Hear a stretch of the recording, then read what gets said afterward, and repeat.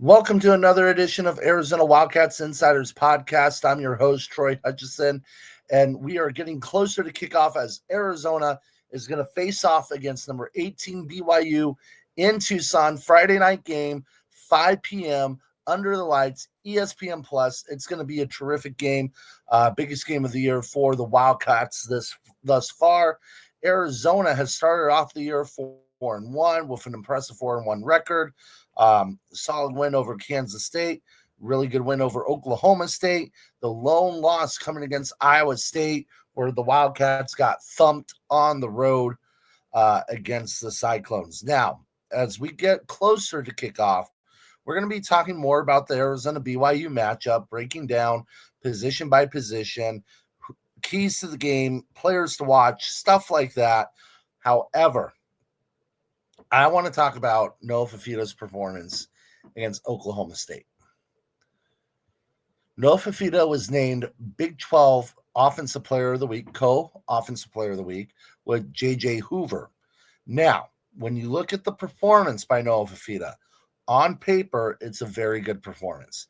5 touchdown passes. It is the 4th time he's done that in his career. Remember, the school record for touchdown passes in a game is 6.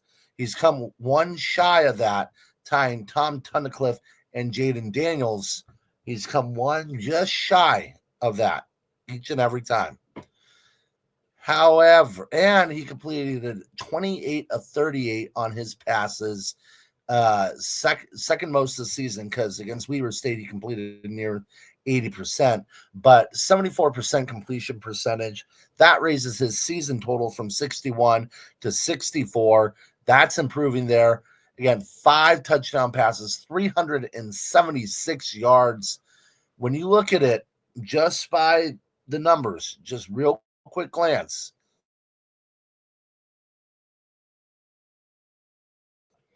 However,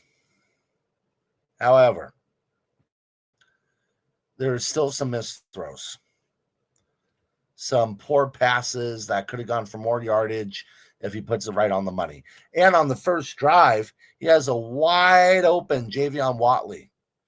Throws the lawn bomb, and he underthrows it, forcing Javion to come back, catch the ball, which he ended up dropping.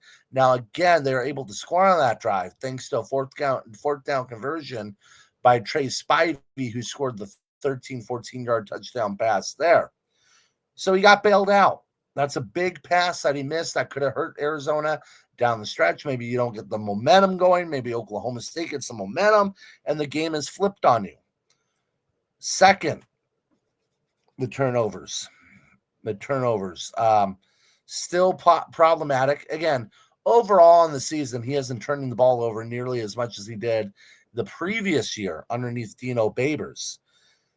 13 touchdown passes for this season, 3 interceptions, 3 rushing touchdowns, 1 fumble, and over 1,300 yards passing.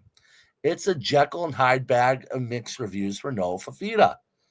The 1 interception against Oklahoma State, he had a man wide open. Not a lot of duress in terms of pressure, and he just skies the pass into the hands of the Oklahoma State defender. That took points off the board after the defense was able to make a good stand and really put them in plus territory. Noah Fifita couldn't capitalize. Now, there's a big play to Trey Spivey, who had 3 catches total, 2 touchdowns, a 13-yard reception for a touchdown, and a 22-yard reception for a touchdown. The third pass, he was able to break off a 40, 50, 60-yard run after the catch, looked phenomenal, got down to the 1-yard line, and then all of a sudden they run an RPO with Noah. And Noah takes the ball, and he handles it like a loaf of bread. He handled the ball like a loaf of bread. It was very careless with the ball. It wasn't a hard hit that jarred the ball loose. It wasn't just someone who's swatting. He was about to run into the end zone. They're pulling at his hips and stomach area, and he just coughs it up. Very little contact. And to be quite honest, It's just lack of discipline with the football. However, he was go on to have a couple more touchdown passes and have one of the better games this season for him. Again, second best game behind the Weber State game. So, yes, it was a good performance. However, there are a lot of mistakes.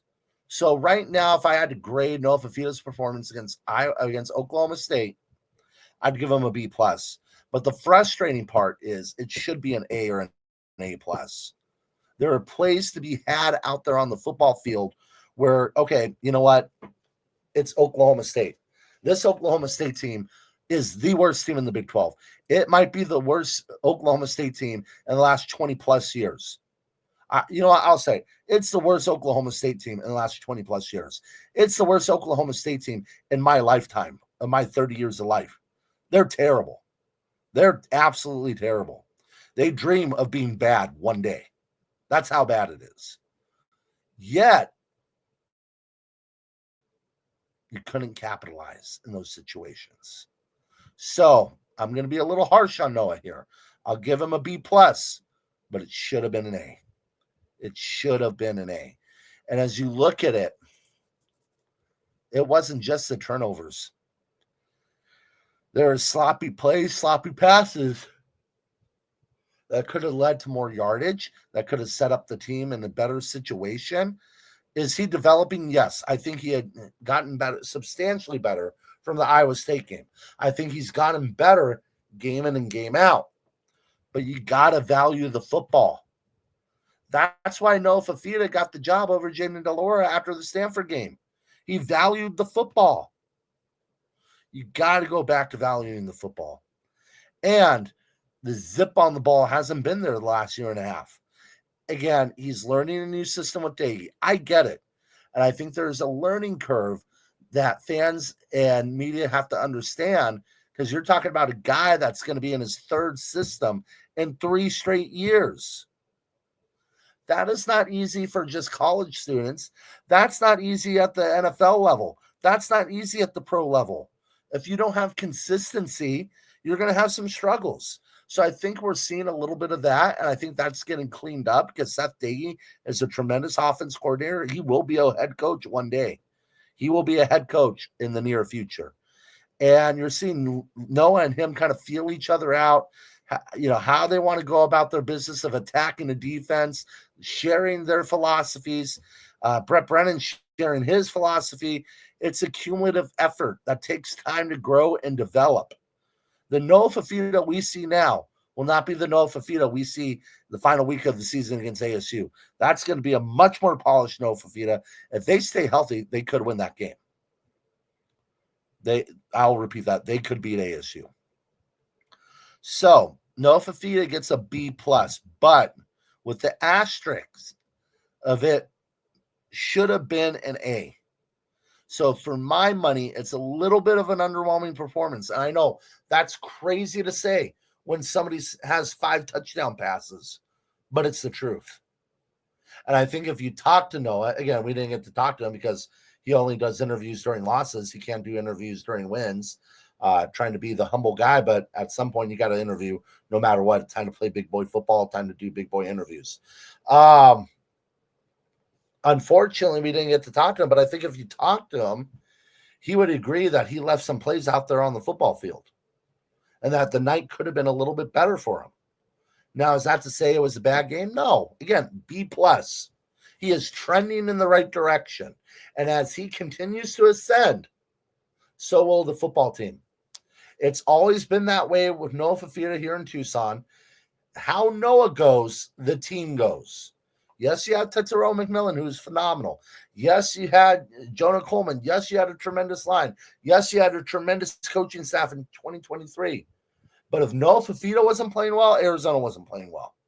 And that's been the case ever since. You even look at that bowl game against Oklahoma. The first half, he started getting rolling. Arizona was playing well. Then he hit a lull. He had a fourth, end of half, beginning of third quarter lull. Oklahoma started to really press down on Arizona, inserting their dominance, and then it all clicked. Noah starts to sling the ball all over the football field. Arizona wins 38-24, but it's the mindset of Noah Fifita. He knows how to lead a team. That team will follow him. And the energy that he gives off and the performance that he gives is what the team is going to do too. As Noah Fifita goes, the Wildcats go.